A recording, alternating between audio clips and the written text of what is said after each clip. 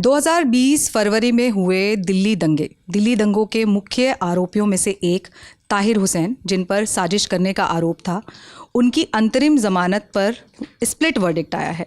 Split verdict क्या होता है? सुप्रीम कोर्ट से स्प्लिट वर्डिक्ट देने वाले जजेस कौन हैं? जजेस ने क्या कहकर स्प्लिट वर्डिक्ट दिया है और उनकी अंतरिम ज़मानत पर फैसला अभी फ़िलहाल टला ही मानिए, क्योंकि अभी तो उन्हें ज़मानत उनकी खारिज है। तो इस पर क्या क्या हमारे पास अपडेट्स आए हैं, उन्हें क्या कहकर रोका गया है, दोनों जजेस क्या कह रहे हैं, वकीलों की क्या दलीलें हैं, इन तमाम जानकारियों के साथ हमारे साथ मुरारी मौजूद है। मुरारी बताएंगे कि क्या जजेस ने इस पर अभी क्या कहा है। देखिए, 5 फरवरी को दिल्ली में वोटिंग होनी है दिल्ली विधानसभा चुनाव के लिए। तो ताहिर हुसैन को, जैसा कि हम सबको पता है कि असदुद्दीन ओवैसी की पार्टी AIMM ने उन्हें टिकट दिया, उन्हें अपना उम्मीदवार बनाया मुस्तफ़ाबाद से। तो उन्होंने ये याचिका डाली थी सुप्रीम कोर्ट में कि मुझे अंतरिम जमानत दी जाए 4 फरवरी तक, ताकि मैं वहाँ पे अपना, क्योंकि मेरा कैंडिडेचर है इसलिए मैं वहाँ पे प्रचार करने जाना चाहता हूँ। तो इस पर दलीलें हुई दोनों, उस पर हम दलीलों पे बाद में जाएंगे, पहले हम फैसले पर आ जाते हैं। तो सबसे पहली बात है कि ये 2 जजों की बेंच थी, जस्टिस पंकज मित्तल और जस्टिस एहसानुद्दीन अमानुल्लाह। इन दोनों लोगों की बेंच थी। तो इसमें दोनों ही जजेस ने ऑलमोस्ट अपोजिंग बातें कही हैं इस अंतरिम जमानत को लेकर। जैसे जस्टिस पंकज मित्तल ने जमानत नहीं दी, उनको सीधे सीधे मना कर दिया। और उनके तर्क क्या थे? उनके तर्क ये हैं कि कल को कोई भी, अगर हम इनको अलाउ कर देते हैं, जमानत, अंतरिम जमानत दे देते हैं, तो कल को कोई भी अपराधी या फिर कोई भी आरोपी जिस पर किसी केस की सुनवाई चल रही है, फैसला पेंडिंग है, वो यही कह के हमसे जमानत मांगने आ जाएगा कि मुझे भी चुनाव लड़ना है। और अगर चुनाव ना लड़ने की बात है तो वो ये कह सकता है कि मुझे वोट डालने जाना है।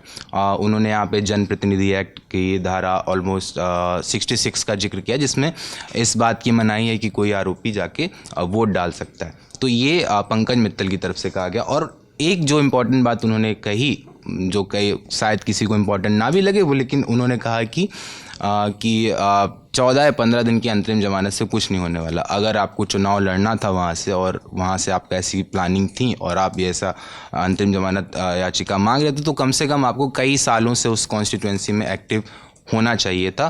तो इससे कोई फ़र्क नहीं पड़ता। अब हम दूसरे जज पे आ जाते हैं, जिन्होंने एहसानुद्दीन अमानुल्लाह, जिन्होंने ताहिर हुसैन को जमानत देने का, अंतरिम जमानत देने का समर्थन किया।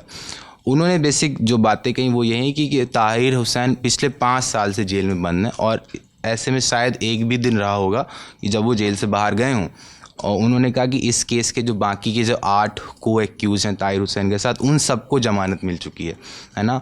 तो उन्होंने संविधान के अनुच्छेद 21 का जिक्र किया, जो कि राइट टू लाइफ, जीवन का अधिकार देने की बात कहता है। उनका कहना है कि 5 साल से ऑलमोस्ट ट्रायल रुका हुआ है, आपके स्टार विटनेसेस को आपने उनसे बातचीत नहीं की, उनसे पूछताछ नहीं की है, तो ये केस किधर जा रहा है। उन्होंने बोला कि मैं अपने ऑर्डर में साफ साफ लिखूंगा कि 5 साल से ऐसे लग रहा है कि जो आरोपी है उसको हरास किया जा रहा है सिस्टम की तरफ से।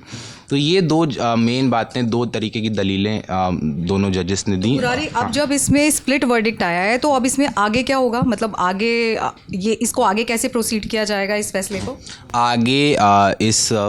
इसको मतलब जो चीफ जस्टिस ऑफ इंडिया है संजीव खन्ना, उनके पास भेज दिया गया है। और उनके पास 2 ऑप्शन ये हैं कि क्या इस पूरे केस को, इस पूरे फैसले को एक तीसरे जज के पास भेजा जाए ताकि वो टाई ब्रेक करे, या फिर वो एक 2 जजों से भी ज़्यादा या 3 जजों से भी ज़्यादा 5 जजों की या 7 जजों की कोई बेंच, एक लार्जर बेंच बनाए, जो फिर से इस नए सिरे से इस केस की सुनवाई करे।